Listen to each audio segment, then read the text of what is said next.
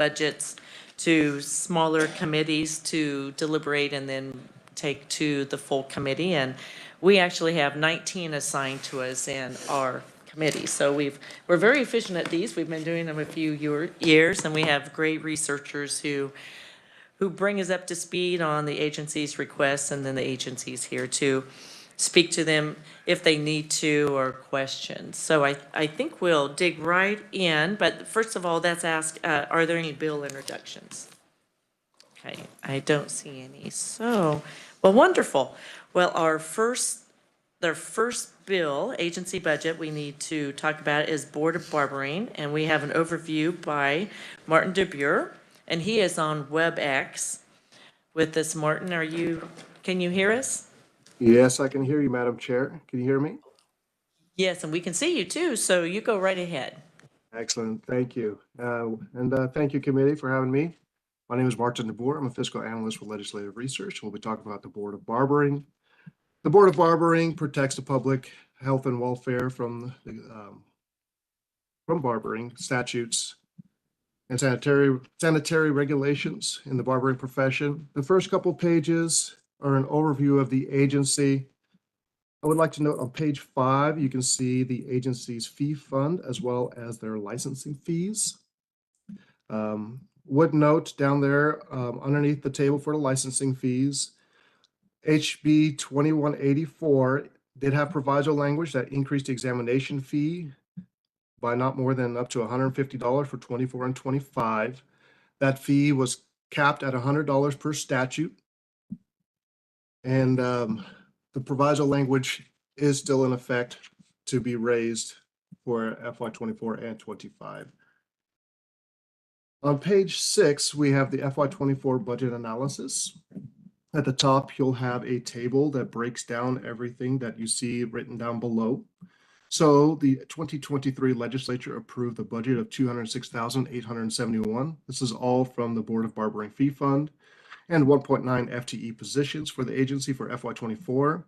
And there were no changes made subsequent to that amount in 23. So the agency submits a revised estimate of $228,196, all from the Barbering Fee Fund. And this is an increase of $21,325, or 10.3% above the FY24 approved amount. So the revised estimate includes $21,325 and the following supplemental requests. There's a request for $5,000 in supplemental funding to cover the cost paid to the testing companies in FY 2024. There is $12,500 in supplemental funding for unanticipated costs due to licensing mobility software, an application to apply verification and reporting requirements for SB 66. There is a supplemental request for $325 for the annual office space rent increases. And there is a supplemental request for $3,500 for costs associated with attendance to the National Association Conference in FY 2024. The revised estimate also includes 1.9 FTE positions, which is the same as the approved amount. On the following page, on page 7 at the top of the page, you have the governor's recommendation. The governor recommends expenditures of $215,371, all from the Board of Barbering Fee Fund and 1.9 FTE positions for FY24. This is a decrease of $12,825, or 5.6% below the agency's FY24 revised estimate. The governor recommendation includes the following adjustments. The governor does not recommend the supplemental request for the electronic licensing platform for $12,500 and the rent increase for $325. I would note there is a little bit of extra information on the supplemental enhancements on page 11 that go into a little bit more detail, but with that, I'll stand for questions for FY24. Thank you, Martin. Anyone have a question? Senator Schallenberger. Yeah, where do they rent? Where is this located? They are in the Jayhawk Tower. Okay, thank you. And Martin, we do have Cassiopeia Caps with us. Yes, she's in the audience. Cassie is with us if we have questions for her as well. Senator Thompson. Mark. Thank you, Madam Chair. With regard to the electronic licensing platform and the enhancements, I'm just kind of curious, what does that entail? I know the governor rejected that proposal, but I'm just kind of curious. Correct. So, and the agency can speak a little bit more to this, but in conversation with the agency, they had met with the Division of the Budget and OITS, and it was determined that this funding would not be needed and would be revisited in fiscal year 2026. So it's not ready to move forward yet. Originally, SB 66 was going to create a portal for all licensing agencies to compile all the information so people could check through the Department of Administration. So this is just being moved off to FY 2026 until they have a little bit better idea of what is going to happen. Okay, it didn't have anything to do with security, IT security enhancements or anything like that? No, it does not. Okay, thank you, Martin. Thank you, Madam Chair. Looks like go ahead and continue into the next year, Martin. And I did forget to mention to the committee, we have about 7 minutes for each of these budgets, and we have 5 of them. So we do want to save time for questions for the agency staff too. So go ahead, Martin. Okay, thank you, Madam Chair. FY 2025 starts on page 9. So the agency submits a revised estimate of $234,401, all from the fee fund. This is an increase of $31,997 or 15.8% above the FY 25 approved amount, and an increase of $6,000, $205 or 2.7 above the 24 revised estimate. So this request includes $31,997 for the following enhancement requests.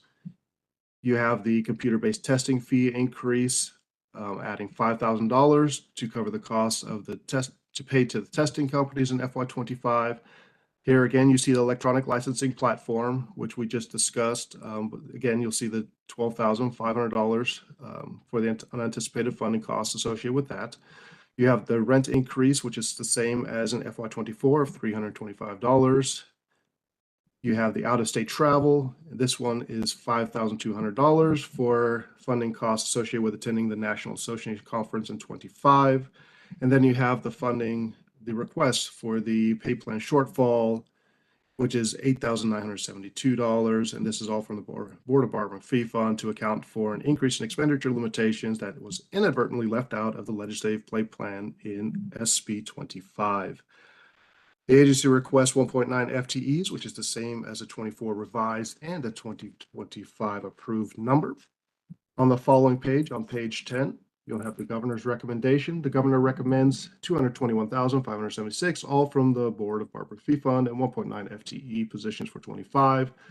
This is a decrease of $12,825 or 5.5% below the agency's 25 request.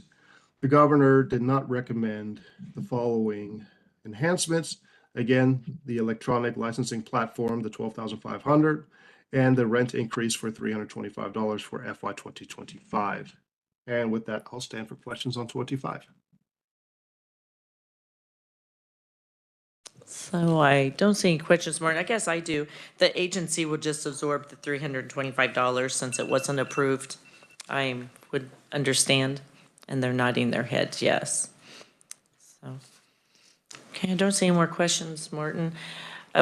Would we have any questions for the staff in our audience? Okay, Senator Schellenberger. Thank you. I'd like to know, and it may be in here, and we've gone over this very quickly, how many barbers are there, and how many barber schools do we have in Kansas? Thank you, Cassie, and welcome to the committee. Oh, I guess turn it on would be nice. My name is Cassie Caps. I'm the administrative officer for the Board of Barbering. We have around an estimated 1,600 barbers. We currently have 8 barber schools or colleges. We just recently received another application for a new college, and we've had inquiries on how to go about getting the application for opening new colleges as well. Could you tell me where those 8 are? We have 3 in Wichita, 1 in Topeka, 2 at Fort Leavenworth, 1 in Kansas City. We have 1 that's currently in construction in Hutch, Hutchison. And then the one that was just submitted to us for a board review is here in Topeka. Okay. I've had a number of people in my area interested in going to barber school, but as you know, they can't travel a lot for that. And so I guess 3 in Topeka and 4 in Wichita is great, none in Pittsburgh. Thank you. Any other questions? I don't see anything. Cassie, thanks for being with us and for those numbers as well. Thank you. Thank you. I think just to move fast, I'm looking for a recommendation to approve 24 and 25 budgets as submitted and approved. Senator Francisco. Thank you, Madam Chair. I'll make that motion, especially now that I know that the proviso covers the next year, and knowing that we have a bill that could address that. So I make that motion. And do I have a second? Senator Thompson. All those in favor say aye. Aye. Opposed, no. Motion passes. We are on to our next one, which is again Martin. This is Board of Cosmetology. Thank you, Martin. Yes, thank you, Madam Chair and Committee. So the Board of Cosmetology regulates and licenses, inspects tanning salons, cosmetologists, as well as tattoos and body piercings. Their budget will begin on page 9. Nope, my apologies. We're jumping a little bit of ahead there. On page 7.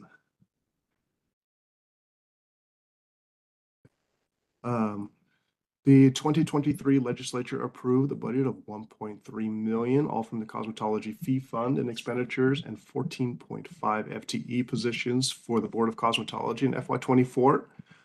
And no adjustments were made subsequent to this amount by the 23 legislature. So the agency submits a revised estimate of 1.3 million, all from the cosmetology fee fund, and 14.5 FTE positions in 24. This is the same as the FY24 approved amount, and they made no changes or adjustments to the approved amount.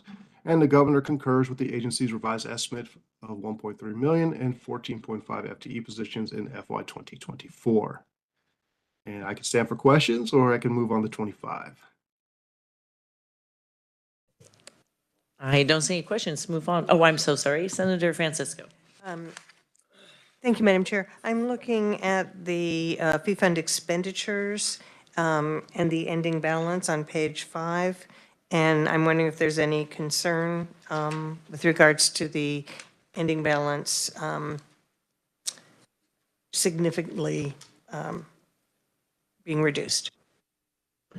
Thank you, Madam Chair and Senator Francisco. To my knowledge, there is no concern at this time.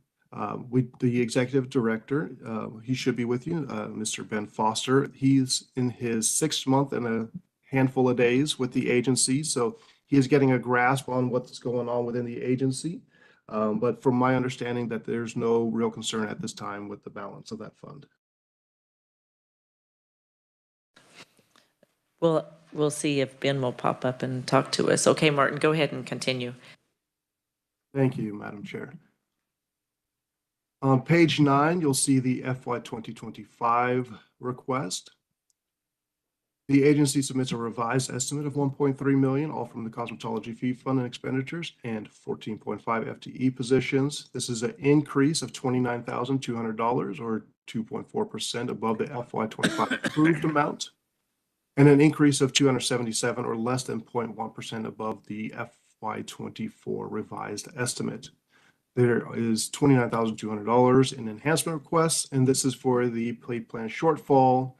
So the $29,200 is all from the cosmetology fee fund to increase the expenditure limitation for funds that were inadvertently left out of the legislative pay plan in SB 25.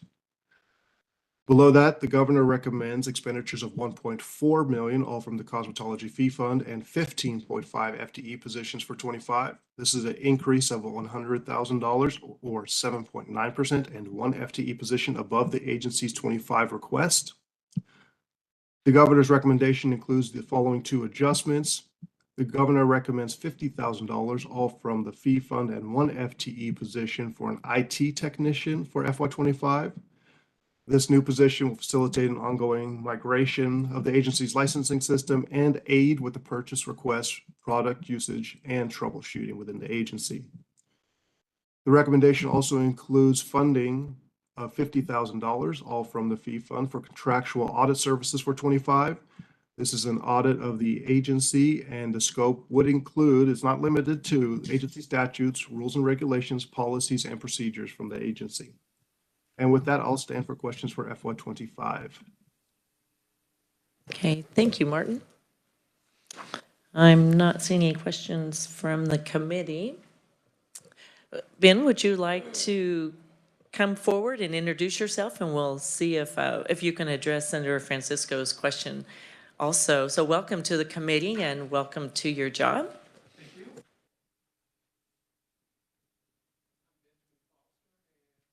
I'm Benjamin Foster, and as Martin said, I am the new executive director over at the Board of Cosmetology, and I've been there for about 6 months.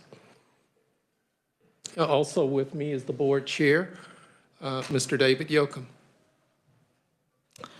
Wonderful. Senator Francisco, would you like to have Ben address your question as well? I could just ask him if you like. Okay. And she was curious about if you were concerned about the decline. Yeah. That's very simple. No, you're not.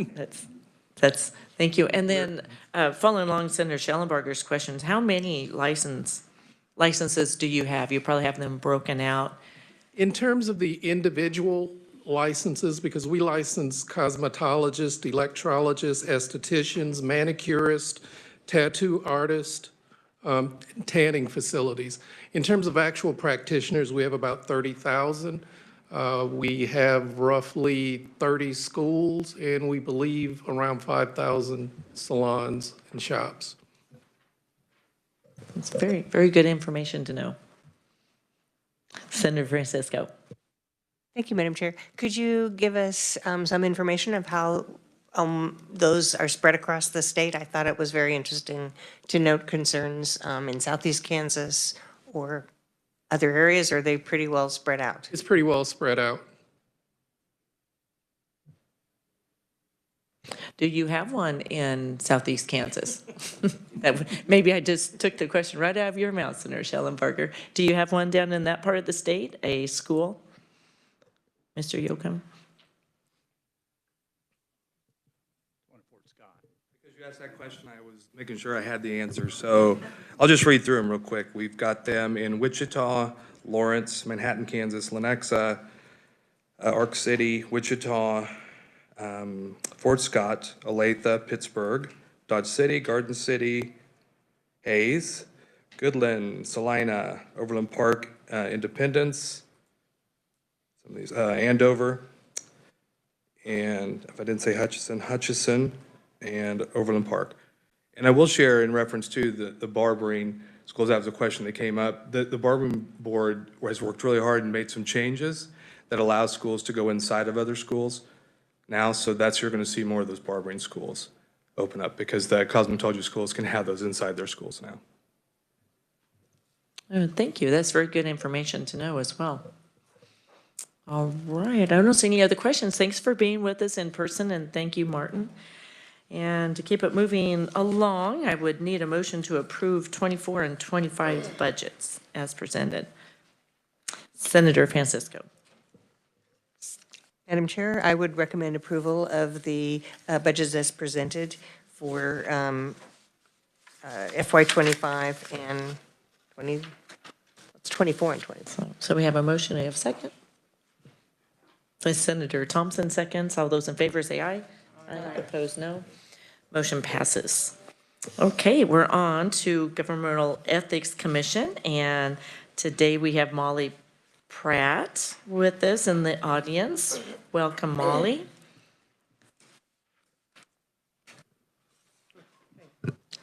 Hi, good morning, Madam Chair and members of the committee. I believe the Executive Director, Mark Skoglund, is on WebEx today to answer any questions you all may have. I'm a fiscal analyst for the Legislative Research Department, and I will be presenting the budget analysis for Governmental Ethics Commission. The Governmental Ethics Commission is charged with administering, interpreting, and enforcing the Campaign Finance Act and laws relating to conflicts of interest, financial disclosure, and the regulation of lobbying. If you'll turn to page 2, you'll see the executive summary. The 2023 legislature approved a budget of $805,401, including $520,482 from the state general fund. One adjustment has been made. The agency reappropriated 5,152 SGF from fiscal year 23 into fiscal year 2024 due to an invoice that was not processed. This reappropriation gives the agency an approved budget of $810,553, including $525,634 SGF in fiscal year 2024. The agency submits a revised estimate of $814,217, including $529,298 SGF in expenditures and 8.5 FTE positions in fiscal year 2024. This is an increase of $3,664 or 0.5% above the fiscal year 2024 approved amount. The governor concurs with the agency's fiscal year 2024 revised estimate. And for fiscal year 25, the agency requests $818,926, including $526,867 SGF and 8.5 FTE positions. This is an increase of $30,881 or 3.9% above the fiscal year 25 approved amount. And the governor concurs with the agency's fiscal year 25 revised estimate. If you'll turn to page 3, there is a profile of the State General Fund. In 2023, the legislature added $13,000 in the State General Fund for fiscal year 2024 and fiscal year 2025 as a result of the enactment of Senate Bill 208, which, among other things, requires the agency to deposit civil fines assessed by the agency into the State General Fund. Page 4 has a little bit more information on that. The agency, so Senate Bill 208 now requires the agency to deposit civil fines from, I believe, PAC registration fees into the SGF. However, Senate Bill 208 raised the PAC registration fees to adjust for the loss of revenue, so the agency does not anticipate a fiscal impact from Senate Bill 208. Otherwise, the Governmental Ethics Commission Fee Fund collects revenue from fees paid by political action committees, lobbyists, and candidates. And the amount of revenue collected varies each year depending on the election cycle. On page 6 is the fiscal year 2024 analysis. The agency submits a revised estimate of $814,217, including $529,298 State General Fund. This is an increase of $3,664 or 0.5% above the fiscal year 2024 approved amount. The revised estimate includes the $3,000 from the State General Fund for one supplemental request, which relates to the shortfall in appropriations for the legislative pay plan in 2023 Senate Bill 25. Absent the supplemental request, the revised estimate contains no major changes. The agency's estimate also includes 8.5 FTE positions, and the governor concurs with the revised estimate. Would you like me to move on to fiscal year 25? That's we hear Sec Molly as Senator Dahl. Thank you, Madam Chair.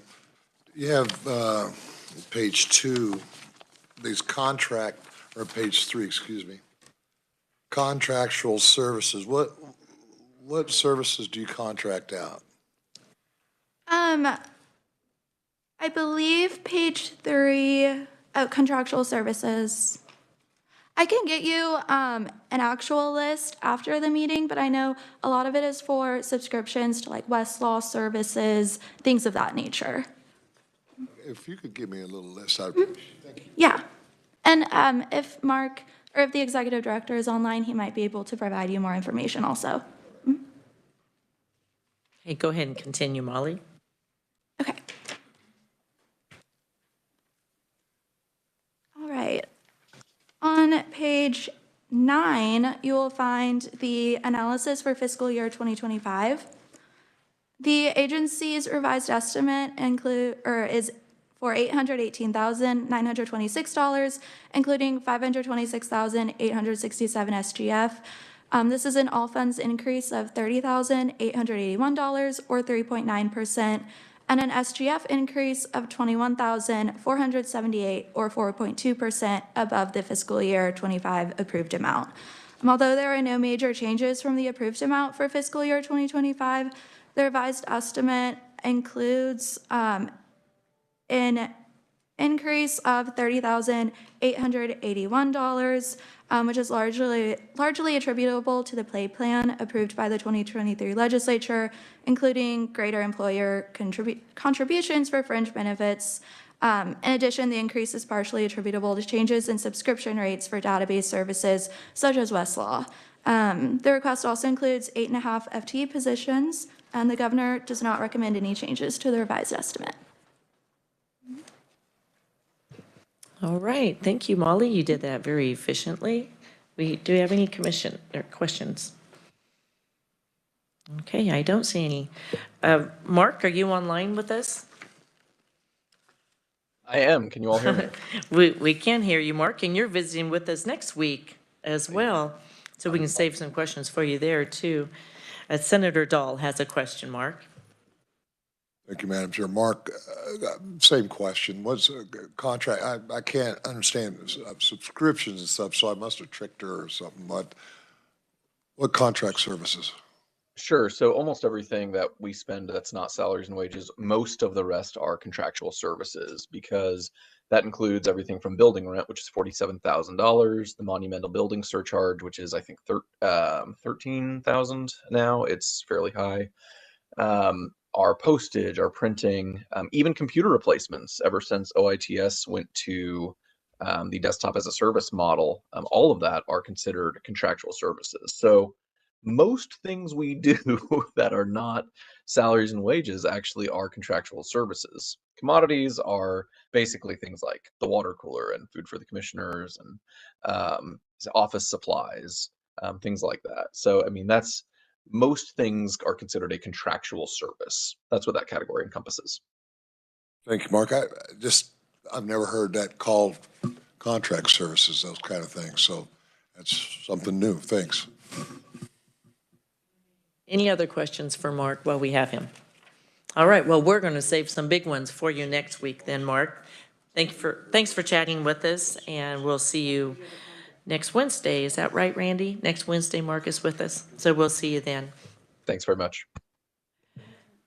I am ready for a motion to approve 24 and 25 for Senator Francisco. Thank you. I would move, we recommend the budget as proposed from the Governmental Ethics Commission for fiscal years 24 and 25. So we have our motion. Do we have a second? Senator Schallenberger, seconds. All those in favor say aye. Aye. Opposed, no. Motion passes. Thank you very much, Molly. Thank you. So we now are going to move on to the Real Estate Commission, and our overview is from Ariana Waddle. And welcome to the committee and to your new position. Thank you very much. You go right ahead. Good morning, Madam Chair and Committee. My name is Ariana Waddell, and I am a legislative fellow for the Kansas Legislative Research Department. Today, I'll be presenting the budget analysis for the Kansas Real Estate Commission. And from the agency, we have Executive Director Eric Weisner. Please turn your attention to page 1 of the report. The Kansas Real Estate Commission is a fee-funded agency and is located in Topeka in the Jayhawk Tower.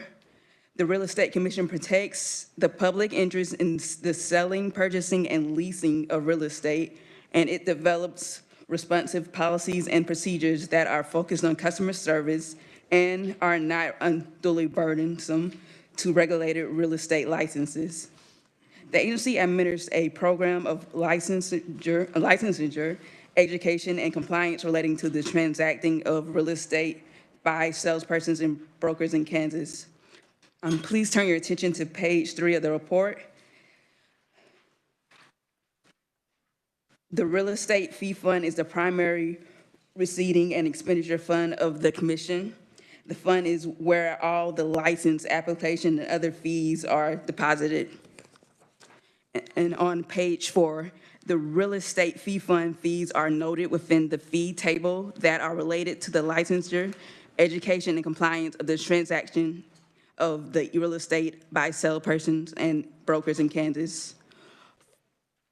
For fiscal 2024, please turn your attention to page 5 of the report.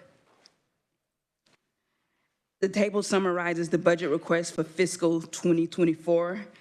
The 2023 legislature approved a budget of about $1.4 million, all from the special revenue funds and expenditures in 12.0 FTE positions for the Real Estate Commission for fiscal 2024. The agency requested a revised estimate of $1.4 million, all from special revenue funds and the 12.0 FTE positions in fiscal 2024. This is an increase of $332 or 0.02% above the approved amount. There's a slight increase in contractual services, about $1,800, and commodities, $375, as well as reduction in salaries and wages, $1,800. I want to note that the governor concurs with the agency's fiscal 2024 revised estimate. And if you could please turn your attention to page 6 of the report, we look at the change from the actuals. We do a comparison of the actuals for 2023 to the adjusted budget for 2024. There is a blue bar and green bar next to each other. The agency estimates revised expenditures of $1.4 million, which is an increase of about $17,000 or 1.2% above fiscal 2023 actual amount. The increase is mainly due to an increase in salaries and wages of $84,000 for the 2023 legislative pay plan and fringe benefits. There is a decrease in contractual services of about $67,000. This reduction is primarily associated with fiscal 2023 expenditures where the agency is paid the upfront cost of development and the first year maintenance fee for a new license system. Is there any questions before I get to 2025? Senator Fascadeau, yes. Thank you, Madam Chair. Thank you. Is it Adriana? Ariana. Ariana, you're doing a good job to be before our committee. We're pretty nice. So the real estate purchasing that you mentioned on the first page, protecting the public's interest, is that for sales of real estate for state, business, city, local businesses that do business with the public, or is that also for real estate sold for individuals to own a business? Yes, I'm the executive director is here. He might be able to better speak on that, better answer that question. Thank you. Can we have you come up, Eric, after 20, how about after 25? Is that okay? We'll save questions. Okay, wonderful. We'll catch it then. Okay, you go ahead and go on 25. For fiscal 2025, please turn your attention to page 7 of the report. The table summarizes the budget request for fiscal 2025.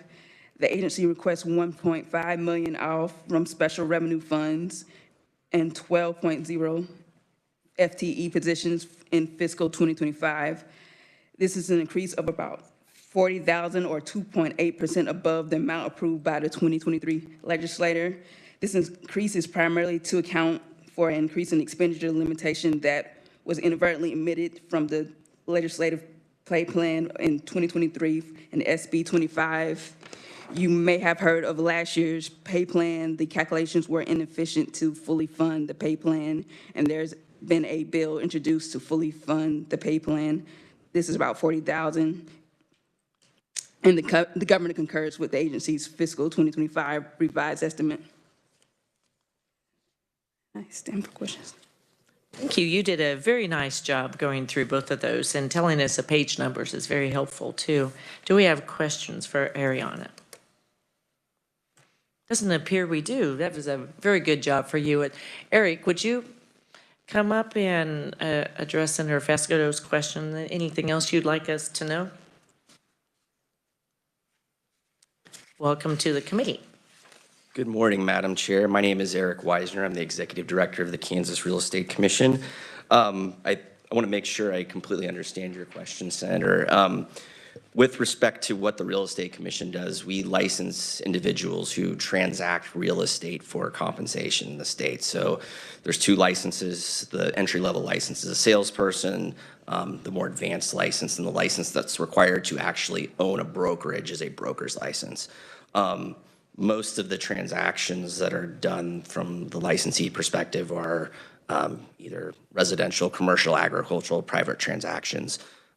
Potentially, there's some individuals that do transactions related to governmental entities. I will tell you there's some exemptions from licensure, especially like for federal property, sheriff's auctions, stuff like that. They don't require you to have a license to do that.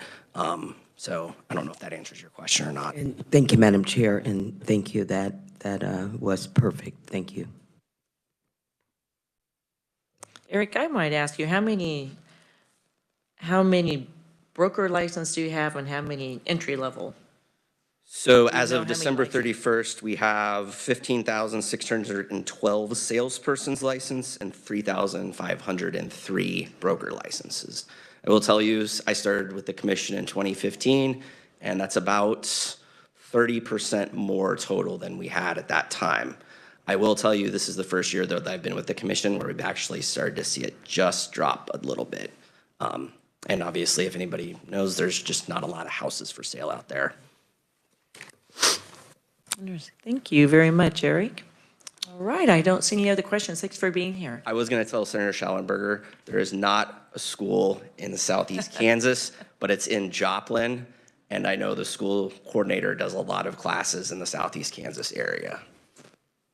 Oh, yes, go ahead, Senator It's easy to Schallenberger. get a real estate license. I mean, you can, and the people that want to do that are not the same cash flow as those who want to be a barber, so. Yes, It's a little different. that's definitely for sure.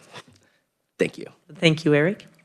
All right, I don't see any other questions, so would I have a motion, Senator Francisco, to approve? Thank you, Madam Chair. I move that we approve the budget as presented from the Real Estate Commission for FY 20, I guess it's FY 24 and 25. Had our motion, I have a second from Senator Fascisto. All those in favor say aye. Aye. Opposed, no. Motion carries. All right, committee, we are on to our very last one. We have Inspectors Board of Examiners, and our overview is from Nicole Hincher. Rincher. Hincher. H is silent. Rincher. Rincher, interesting, and brand new also. So welcome to the committee, and we look forward to your report. Yes, thank you, Madam Chair. Members of the committee, I'll be presenting over the Abstractors Board of Examiners. The Abstractors Board is composed of 3 individuals who are appointed by the governor and who are tasked with licensing and regulating individuals and firms that compile and sell abstracts of Kansas real estate. Their stated mission is to protect the citizens of Kansas against fraudulent and improper land title transfers by ensuring that practicing abstractors are professional and reliable in their work products. I'm going to go ahead and have you move on to page 4. Abstractors Board is a fee-funded agency, so the only source of funds are from this fee fund. They get their revenue from license and examination fees, which you can see below, as well as on page 5, has a further breakdown. We will start on page 6, though, with the fiscal year 24 analysis. The agency submits a revised estimate of $25,711, all from the fee fund and expenditures for fiscal year 24. This is the same as the amount approved by the 2023 legislature. And the governor concurs with the agency's revised estimate. Are there any questions before we move on? Yes, we do have Senator Reichman. Thank you, Madam Chair, and thank you for your presentation. I guess my question is, we're talking about not a lot of money, 25,000, whatever. I was wondering why this agency is not put in with another one. Why is it separate? Can you answer that? Thank you. That is not something that I can answer. I can look into it, but it's.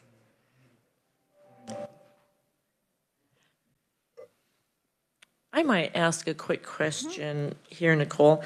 At 0 FTEs, is that a part-time position? And then who is the director? That is Sean. She is out of the state right now, so she is not here. It is a part-time executive director. Okay, Senator Schallenberger. Is there anyone with the agency that is here? She is the only So, member, so no. If you do have any questions, I can email her. She should be back in a few days. But, okay. All righty. All right, go ahead for 25, Nicole. Thank you. Okay. For fiscal year 25, the agency requests a revised estimate of $25,723, all from the abstractor's fee fund and expenditures for fiscal year 25.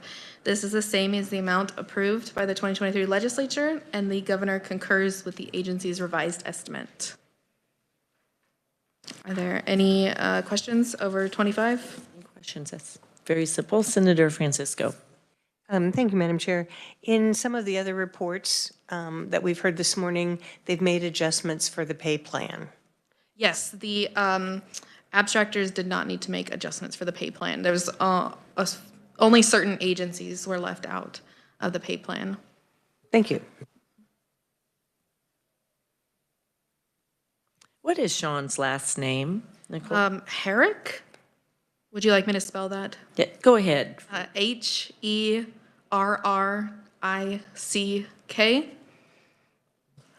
thank you very much. Any other questions? Very straightforward. Thank you very much. Nice job for the first time. Oh, I'm sorry. We do have Senator Schallenberger. I don't have a question. I just have a comment before you pass this. I haven't seen it. I have an abstract. It's in my safety deposit box, but I haven't, as a banker, we haven't used an abstract in decades. And the people who do abstract work are all lawyers. I just wonder why we're doing this, but we'll probably do it. We'll do it this year, but that is something we could sure look into with your research and questions would be very helpful. Could you get that to Randy and she'll send it on out to the committee and we'll discuss this further? Could I clarify exactly what it is that you would like? Well, my comment was that everyone uses title insurance now, and that's regulated with the insurance department, and no one uses an abstract anymore. And to bring an abstract up to date in the past, it had to be done by an attorney. And so they're already licensed, and I just wonder why we have a board of abstract examiners, period. Thank you. Senator McGinn. Well, I can tell you why some farmers along a rail line from Wichita to Medora appreciated their abstract and rather than a title, because when all the rails to trails issues came up, the railroad decided they own that land. And that doesn't come up in your title insurance. And the only way we could prove it was we had quitclaim deeds that were attached to our abstract. Just saying. It's history. It's history.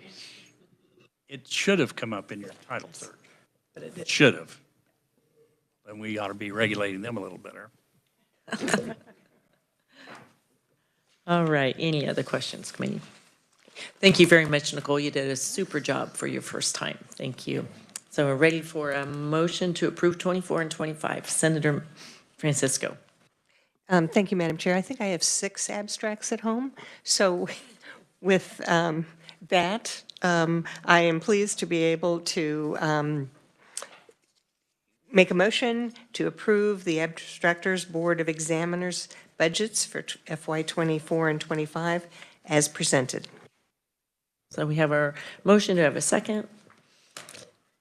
Senator Vasconcelos, seconds? All those in favor say aye. Aye. Opposed, no. Motion passes. All right, committee, like we did very well on time. We'll have 5 more on Wednesday to do the same thing. Randy will email the budgets out to you in advance so you can look over them as well. And that's all I have for the day. So thank you very much, and we're adjourned.